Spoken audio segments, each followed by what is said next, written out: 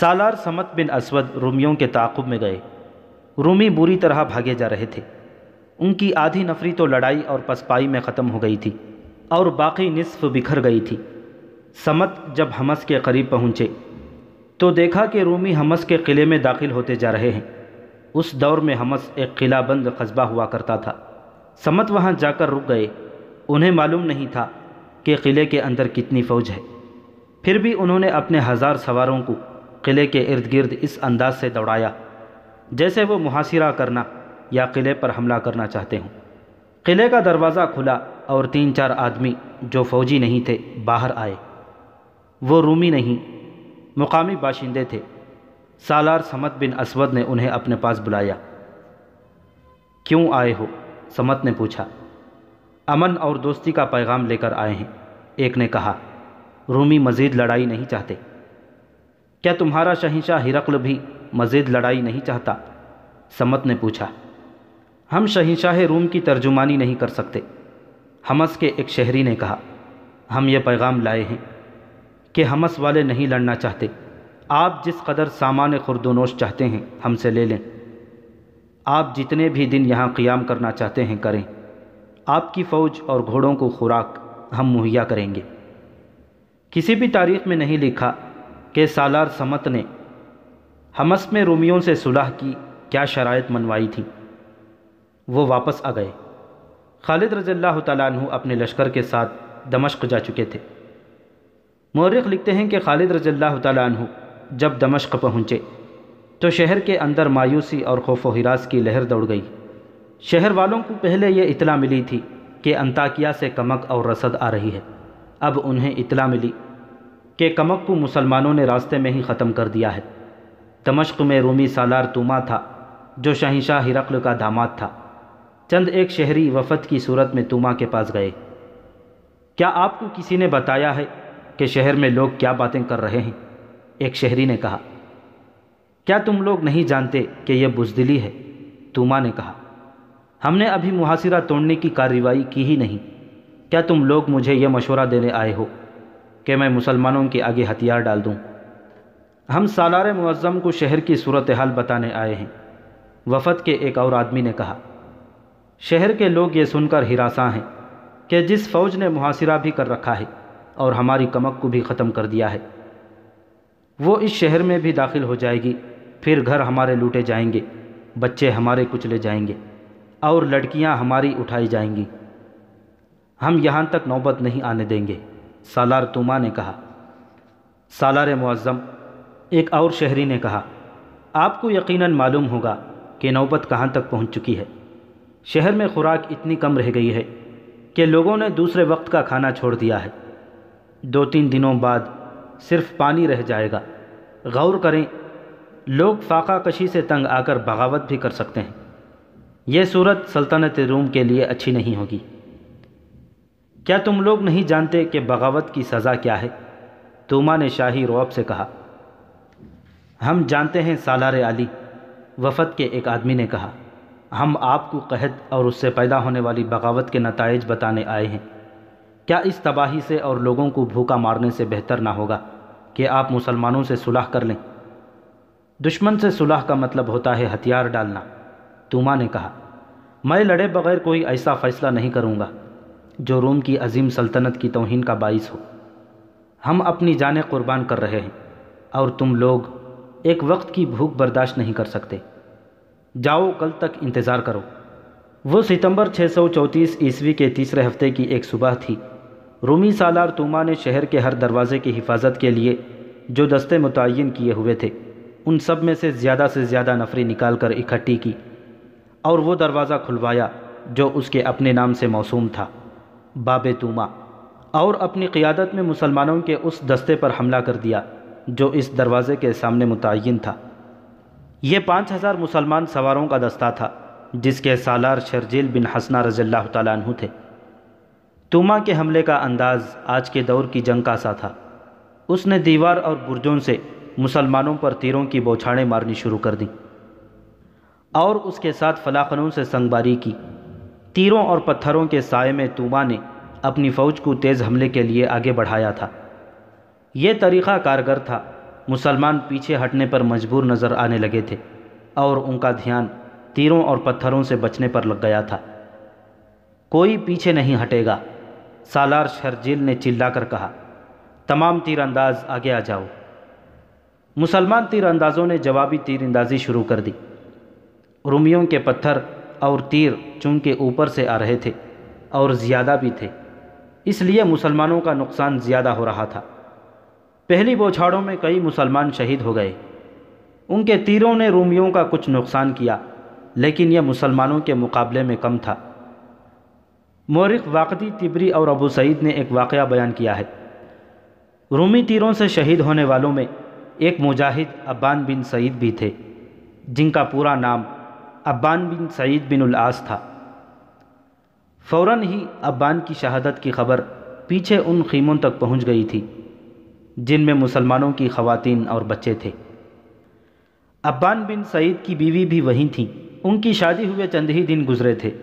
یہ خاتون لشکر کے ساتھ زخمیوں کی دیکھ بھال اور پانی پلانے کے فرائض کے لیے آئی تھیں، اور محاذ پر ہی اسے ابان شہید نے اپنے عقد میں لے لیا۔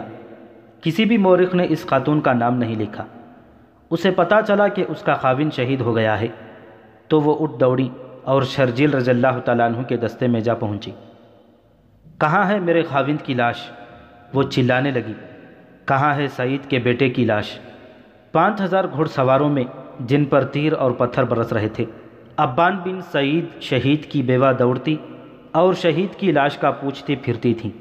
کسی نے اسے پیچھے جانے کو کہا اور یہ بھی کہا کہ اس کے خاوند کی لاش اس کے پاس بھیج دی جائے گی، لیکن وہ تو صدمے سے جیسے دماغی توازن کھو بیٹھی تھی۔ کسی نے اسے وہ جگہ دکھا دی جہاں ابان کی لاش پڑی تھی۔ ابھی لاشیں نہیں اٹھائی جا سکتی تھیں۔ ابان تیر انداز تھے، ان کے جسم میں تیر 3 اترے ہوئے تھے اور وہ گھوڑے سے گر پڑے تھے۔ ان کی کمان لاش کے قریب پڑی ہوئی اور ترکش میں ابھی کئی تیر موجود تھے۔ ان کی بیوی نے کمان اور ترکش اٹھائی اور دوڑ کر تیر اندازوں کی صف میں جا پہنچی۔ سامنے دیوار پر ایک پادری کھڑا تھا۔ اس کے ہاتھ میں بڑے سائز کی صلیب تھی جو اس نے اوپر کر رکھی تھی۔ یہ اس دور کا رواج تھا کہ صلیب فوج کے ساتھ رکھتے تھے تاکہ فوج کا یہ احساس زندہ رہے کہ وہ صلیب کی ناموس کی خاطر لڑ رہے ہیں۔ ابان شہید کی بیوہ اپنے تیر اندازوں سے آگے نکل گئی۔ اس کے قریب تیر گرنے اور زمین پر اترنے لگے۔ اپنے تیر اندازوں نے اسے پیچھے آنے کو کہا، لیکن وہ کسی کی سن ہی نہیں رہی تھی۔ اس کی بے خوفی خولہ بنت ازور جیسی تھی۔ وہ جوں جوں آگے کو سرکتی جا رہی تھی۔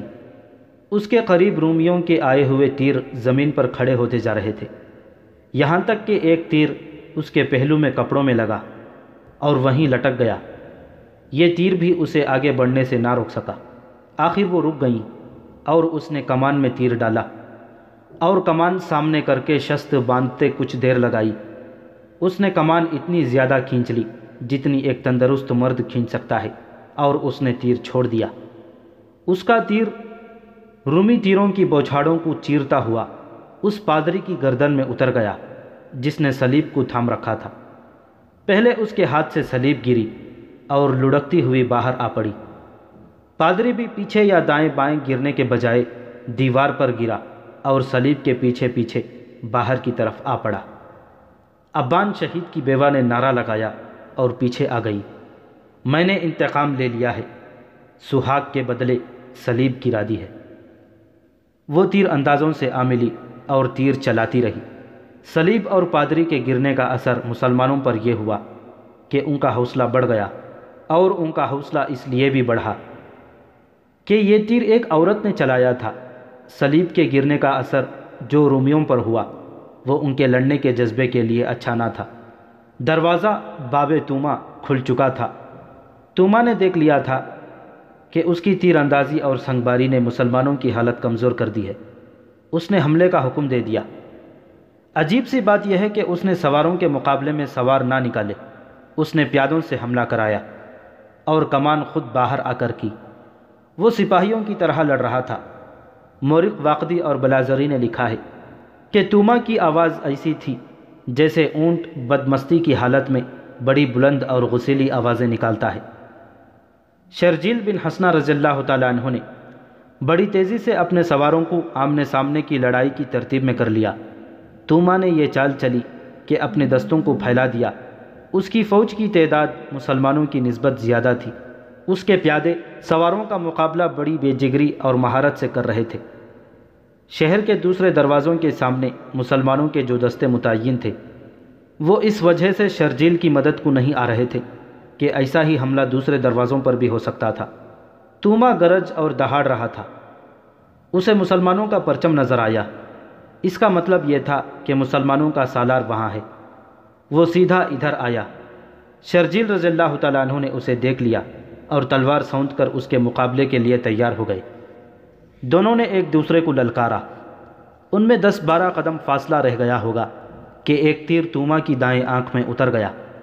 اس نے ہاتھ اس آنکھ پر رکھ لیے اور وہ بیٹھ گیا۔ شرجیل رضی اللہ تعالیٰ عنہ نے آگے بڑھ کر اس پر حملہ نہ کیا۔ توما کے محافظوں نے اس کے گرد حصار بنا لیا، پھر اسے اٹھا کر لے گئے۔ مورخوں نے متفقہ طور پر لکھا ہے کہ یہ تیر شہید ابان بن سعید کی بیوہ نے چلایا تھا۔ اپنے سالار کے گرنے سے رومیوں کا حوصلہ بھی گر پڑا اور وہ پیچھے ہٹنے لگے۔ شرجیل رضی اللہ تعالیٰ عنہ کے پہلوؤں والے تیر اندازوں نے تیروں کی بوچھاڑیں مارنی شروع کر دی۔ رومی تیزی سے پیچھے ہٹے اور قلعے کے دروازے میں غائب ہوتے چلے گئے، اور پیچھے جو لاشیں چھوڑ گئے ان کا کوئی حساب نہ تھا۔ رومیوں کا سپہ سالار مارا گیا ہے۔ مسلمانوں نے نعرے لگانے شروع کر دیے، ہم رومیوں کے قاتل ہیں، رومی سالار کو ایک عورت نے مار ڈالا ہے، توما رومی کو اندھا کر کے مارا ہے، باہر آؤ رومیوں، اپنی صلیب اور پادری کو اٹھا لے جاؤ۔ دیوار پر کھڑے رومی یہ نعرے سن رہے تھے اور یہ نعرے شہر کے اندر بھی سنائی دے رہے تھے۔ یہ نعرے رومی فوج اور دمشق کے شہریوں کے حوصلے اور جذبے کے لیے تیروں کی طرح مہلک تھے۔ مسلمانوں کا جانی نقصان بھی کچھ کم نہیں تھا۔ بہت سے مجاہدین رومیوں کے تیروں اور پتھروں سے شہید اور زخمی ہو گئے، پھر اتنی تعداد لڑائی میں شہید ہوئی۔ شرجیل رضی اللہ تعالیٰ عنہ پریشان سے ہو گئے اور خالد کے پاس گئے۔ شرجیل بن حسنہ نے خالد رضی اللہ تعالیٰ عنہ کو لڑائی کی ساری رویداد سنائی اور یہ بھی بتایا کہ رومی سپہ سالار توما اگر مرا نہیں تو وہ لڑائی کے لیے ناکارہ ہو گیا ہے۔ انہوں نے یہ بھی بتایا کہ ان کی کتنی نفری شہید اور کتنی زخمی ہو گئی ہے۔ اگر رومیوں نے ایسا ہی ایک اور حملہ کیا تو شاید ہم روک نہ سکیں۔ شرجیل نے خالد رضی اللہ تعالیٰ عنہ سے کہا، مجھے کمک کی ضرورت ہے۔ حسنہ کے بیٹے خالد رضی اللہ تعالیٰ عنہ نے کہا، ایسا حملہ کسی اور دروازے سے ہم میں سے کسی اور پر بھی ہو سکتا ہے، کسی بھی دستے کی نفری کم نہیں کی جا سکتی۔ ابن حسنہ، خدا کی قسم تو ہمت ہارنے والوں میں سے نہیں تھا۔ کیا اپنے اتنے زیادہ ساتھیوں کے خون نے تیرا حوصلہ کمزور کر دیا ہے؟ نہیں ابن ولید، شرجیل رضی اللہ تعالیٰ عنہ نے کہا، اگر مجبوری ہے تو میں ایک آدمی کی بھی کمک نہیں مانگوں گا، میں تجھے تنہا نہیں چھوڑوں گا۔ خالد رضی اللہ تعالیٰ عنہ نے کہا، تجھ پر حملہ ہوا تو ہم دیکھتے رہیں گے، اگر حملہ تیری برداشت سے باہر ہوا تو ضرار تیری مدد کو پہنچے گا، پھر بھی ضرورت پڑی تو میں بھی آ جاؤں گا۔ تیرے پاس جتنی بھی نفری رہ گئی ہے اسے تیار رکھ۔ رومیوں کے سالار کو اگر آنکھ میں تیر لگا ہے تو 1-2 دن رومی باہر آ کر نہیں لڑیں گے۔ خالد رضی اللہ تعالیٰ عنہ کی رائے صحیح نہیں تھی۔ توما نے ایک معجزہ کر دکھایا تھا۔ وہ صحیح معنوں میں جنگجو تھا۔ چونکہ وہ شاہی خاندان کا فرد تھا اس لیے سلطنت روم کی جو محبت اس کے دل میں تھی وہ قدرتی تھی۔ بعد میں پتہ چلا تھا کہ اس کی آنکھ میں تیر لگا تو اسے اٹھا کر اندر لے گئے۔ جراح نے دیکھا کہ تیر اتنا زیادہ نہیں اترا کہ توما کی ہلاکت کا باعث بن جائے۔ کھوپڑی کی ہڈی کو تیر نے مجروح نہیں کیا تھا، یہ صرف آنکھ میں اترا لیکن نکالا نہیں جا سکتا تھا۔ کاٹ دو اسے، توما نے جراح سے کہا، باقی اندر ہی رہنے دو اور اس آنکھ پر پٹی باندھ دو، دوسری آنکھ پر پٹی نہ آئے، میں آج رات ایک اور حملہ کروں گا۔ سالار عالی، جراح نے کہا، کیا کہہ رہے ہیں آپ لڑائی کے قابل نہیں۔ اس ایک آنکھ کے بدلے مسلمانوں کی 1000 آنکھیں ضائع کروں گا۔ توما نے کہا، میں انہیں صرف شکست نہیں دوں گا، میں ان کے وطن عرب تک ان کا تعاقب کروں گا۔ میں اپنے کام کو اس وقت مکمل سمجھوں گا جب ان کے ملک کو اس قابل رہنے دوں گا کہ وہاں صرف جانور رہ جائیں گے۔ توما کے یہ الفاظ متعدد مورخوں نے لکھے ہیں اور واقعہ تفصیل سے بیان کیا ہے۔ ان میں یورپی تاریخ دان ہنری اسمتھ خاص طور پر قابل ذکر ہے۔ ان سب کی تحریروں کے مطابق توما کے حکم سے جراح نے تیر آنکھ کے قریب سے کاٹ دیا اور اوپر پٹی کس کر باندھ دی۔ یہ جذبے اور عزم کی پختگی کا کرشمہ تھا کہ توما نے اتنے شدید زخم کو برداشت کر لیا اور حکم دیا کہ آج ہی رات باہر نکل کر مسلمانوں پر حملہ کیا جائے۔ اتنی ہی فوج باب توما کے سامنے اکٹھی کی جائے جتنی میں دن کے حملے میں لے گیا تھا۔ توما نے حکم دیا اور اٹھ کھڑا ہوا۔ چلتے چلتے اس نے شراب پی اور ہتھیار بند ہو کر باہر نکل گیا۔ ان راتوں کا چاند پورا ہوتا تھا، فضا صاف رہتی تھی، اس لیے چاندنی شفاف ہوتی تھی۔ توما نے بڑا اچھا طریقہ اختیار کیا۔ اس نے اپنے تمام دستوں کے کمانڈروں کو حکم دیا کہ 3 اور دروازوں باب صغیر، باب شرق اور باب جابیہ سے باہر جا کر مسلمانوں پر اس طرح حملے کریں کہ اپنے آپ کو لڑائی میں زیادہ نہ الجھائیں بلکہ انہیں اپنے ساتھ لڑائی میں مصروف رکھیں۔ وہ خود بڑا حملہ باب توما سے کر رہا تھا۔ دوسرے دروازوں سے حملے کرانے سے اس کا مطلب یہ تھا کہ شرجیل رضی اللہ تعالیٰ عنہ کو کسی بھی طرف سے مدد نہ مل سکے۔ تمہارا دشمن اس وقت حملے کی توقع نہیں رکھتا۔ توما نے اپنے نائب سالاروں سے کہا، تم انہیں سوتے میں دبوچ لو گے۔ توما کی فوج 4 دروازوں سے باہر نکلی۔ وقت آدھی رات کا تھا۔ چاندنی اتنی صاف تھی کہ اپنے پرائے کو پہچانا جا سکتا تھا۔ مسلمانوں پر 4 جگہوں سے حملے ہوئے۔ ایک دروازے کے سامنے سالار ابو عبیدہ تھے، دوسرے کے سامنے یزید بن ابو سفیان۔ ابو عبیدہ رضی اللہ تعالیٰ عنہ نے رومیوں کو جلدی بھگا دیا اور رومی قلعے میں واپس چلے گئے۔ یزید بن ابی سفیان کی حالت کمزور سی ہو گئی۔ رومیوں نے ان پر بڑا ہی شدید حملہ بولا تھا۔ یزید نے مقابلہ تو کیا لیکن رومی ان پر حاوی ہوتے چلے جا رہے تھے۔ زرار بن ازور مدد دینے کے کام پر مامور تھے۔ انہیں پتہ چلا کہ یزید کو مدد کی ضرورت ہے تو وہ 2000 سوار اور پیادہ مجاہدین کے ساتھ یزید کے پاس پہنچ گئے۔ زرار کی جسمانی حالت لڑنے کے قابل نہیں تھی۔ ان کے بازو میں تیر لگا تھا اور جسم پر 2-3 اور گہرے زخم تھے، پھر بھی وہ میدان جنگ میں موجود تھے اور ان کی برچھی پورا کام کر رہی تھی۔ زرار نے اپنی اور یزید کی فوج کو ملا کر حملے کا حکم دیا۔ یہ بڑا ہی شدید حملہ تھا۔ رومیوں پر ایسا رعب طاری ہوا کہ وہ قلعے میں واپس چلے گئے۔ ان کی لاشیں اور زخمی پیچھے رہ گئے۔ تیسرے دروازے کے سامنے رافع بن امیرہ کے دستے تھے۔ ان پر بھی رومیوں نے شدید حملہ کیا اور رافع کے پاؤں اکھاڑ دیے۔ مسلمان بڑی بے خوفی سے لڑ رہے تھے لیکن رومیوں کا دباؤ بڑا سخت تھا۔ اتفاق سے خالد رضی اللہ تعالیٰ عنہ نے دیکھ لیا اور وہ 400 سواروں کو ساتھ لے کر رافع کے پاس پہنچے۔ میں فارس جلیل ہوں، خالد رضی اللہ تعالیٰ عنہ نے نعرہ لگایا، میں خالد بن ولید ہوں۔ خالد رضی اللہ تعالیٰ عنہ نے رومیوں پر صرف 400 سواروں سے حملہ کر دیا۔ رومی جو رافع کے دستوں پر غالب پا رہے تھے پیچھے کو دوڑ پڑے اور دروازے میں داخل ہو کر دروازہ بند کر دیا۔ اصل لڑائی تو باب توما کے سامنے ہو رہی تھی۔ توما نے خود وہاں حملہ کیا تھا۔ شرجیل رضی اللہ تعالیٰ عنہ کی نفری تھوڑی تھی، مجاہدین کی تعداد کم رہ گئی تھی اور وہ دن کی لڑائی کے تھکے ہوئے بھی تھے۔ شرجیل رضی اللہ تعالیٰ عنہ نے اب بھی پہلوؤں کے تیر اندازوں کو استعمال کیا۔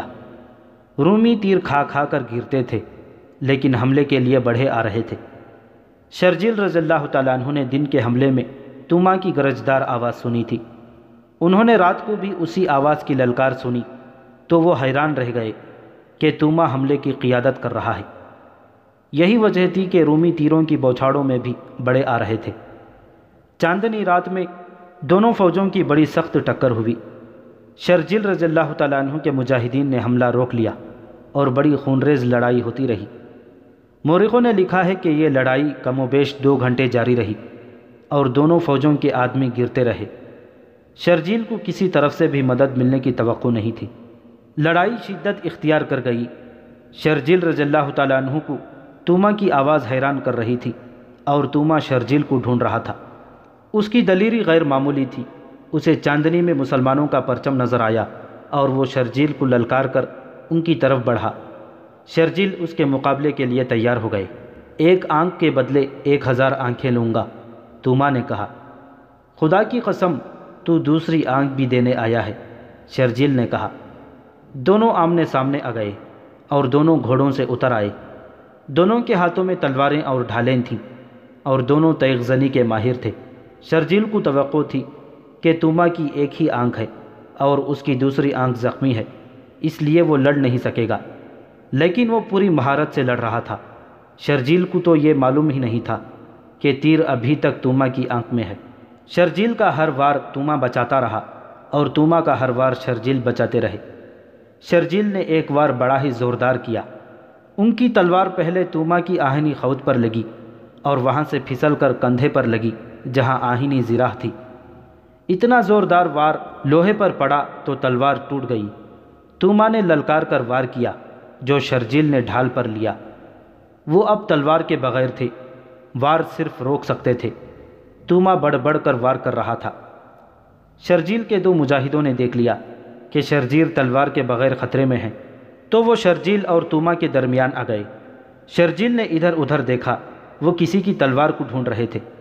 کچھ دور انہیں اپنے ایک شہید مجاہد کی لاش کے قریب اس کی تلوار پڑی نظر آئی۔ انہوں نے دوڑ کر تلوار اٹھا لی اور واپس آئے، لیکن توما وہاں نہیں تھا۔ شرجیل نے اپنے دونوں مجاہدوں سے پوچھا کہ رومی سالار کہاں ہے؟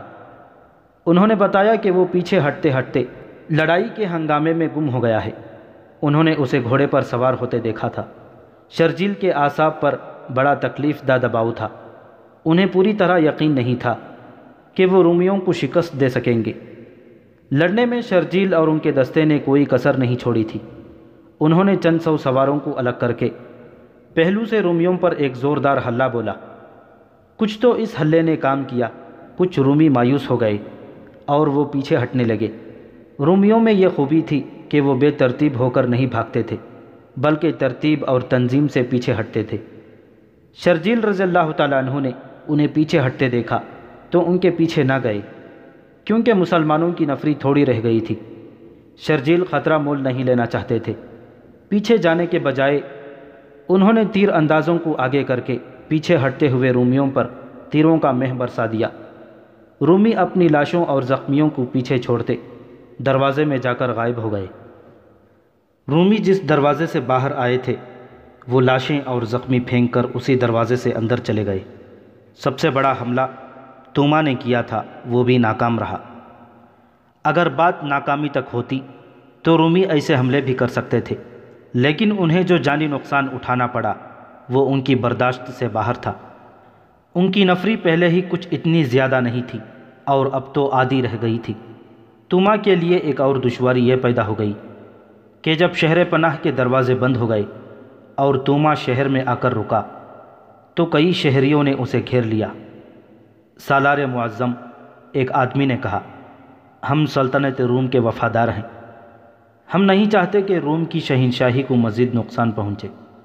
ہم پہلے ہی عرض کر چکے ہیں کہ مسلمانوں کے ساتھ صلح کی بات کی جائے۔ شہریوں میں جو بے چینی اور بدامنی پھیل چکی ہے اسے آپ نہیں دیکھ رہے۔ ایک اور نے کہا، فوج جو نقصان اٹھا چکی ہے وہ آپ کے سامنے ہے اور آپ خود بھی زخمی ہیں۔ خطرہ یہ ہے کہ شہری جو اب نیم فاقہ کشی تک پہنچ گئے ہیں اپنی ہی فوج کے لیے نقصان کا باعث بن جائیں گے۔ توما جابر قسم کا سالار تھا، اس کی دلیری اور عزم کی پختگی میں کوئی شک نہیں تھا، لیکن اس کی حالت یہ ہو گئی تھی کہ جو شہری اس کے ساتھ بات کرتا تھا وہ اس شہری کی طرف دیکھنے لگتا تھا۔ یہ وہ توما تھا جو کسی کی بات برداشت نہیں کرتا تھا۔ اس کے چہرے کے تاثرات میں شکست صاف نظر آ رہی تھی۔ اس نے اپنی اس آنکھ پر ہاتھ رکھ لیا جس کے اندر تیر کا ایک ٹکڑا موجود تھا اور اوپر پٹی بندھی ہوئی تھی۔ صاف پتہ چلتا تھا کہ اسے یہ زخم پریشان کر رہا ہے۔ مجھے سوچنے دو، اس نے ہاری ہوئی آواز میں کہا۔ میں صلح کر لوں گا، لیکن کوئی ایسی شرط نہیں مانوں گا جو روم کی شہنشاہی کی تذلیل کا باعث بنے۔ دراصل توما ذہنی طور پر شکست تسلیم کر چکا تھا۔ اس کے سامنے اب یہی ایک مسئلہ رہ گیا تھا کہ کوئی ایسی صورت پیدا ہو کہ مسلمانوں کے ساتھ باعزت سمجھوتا ہو جائے۔ مورخوں کے بیانات کے مطابق اسے کسی نے یہ بتایا تھا کہ مسلمانوں کے نائب سالار ابو عبیدہ نرم مزاج اور صلح جو انسان ہیں۔ اگر ان تک رسائی حاصل ہو جائے تو باعزت سمجھوتا ہو سکتا ہے۔ خالد رضی اللہ تعالیٰ عنہ کے متعلق وہ جانتا تھا کہ وہ مکمل شکست اور ہتھیار ڈالنے سے کم بات نہیں کرتے۔ توما نے اپنے مشیروں کو بلایا۔ باہر مسلمانوں کی کیفیت یہ تھی کہ ان کے حوصلے بڑھ گئے تھے اور وہ للکار رہے تھے کہ رومیوں، شہر ہمارے حوالے کر دو، لیکن شہر میں داخل ہونے کا کوئی ذریعہ نظر نہیں آتا تھا۔ خالد رضی اللہ تعالیٰ عنہ نے فیصلہ کر لیا کہ مجاہدین کو 1-2 دن آرام کے لیے دے کر شہر کے دروازے توڑنے کی یا دیوار میں سرنگ لگانے کی کوشش کریں گے۔ صبح طلوع ہوئی تو اللہ نے ایک غیر مسلم کو خالد رضی اللہ تعالیٰ عنہ کے سامنے کھڑا کر دیا۔ یہ ایک یونانی تھا جس کا نام یونس بن مرقس تھا۔ وہ رات کے وقت جب رومی اندر بیٹھے اپنے زخم چاٹ رہے تھے، شہر کی دیوار سے ایک رسے کے ذریعے اترا تھا۔ اس نے کہا کہ وہ ایک لڑکی کو حاصل کرنے کے لیے اپنی جان کا خطرہ مول لے کر آیا ہے۔ یہ لڑکی بھی یونانی تھی اور یہ 18 ستمبر 634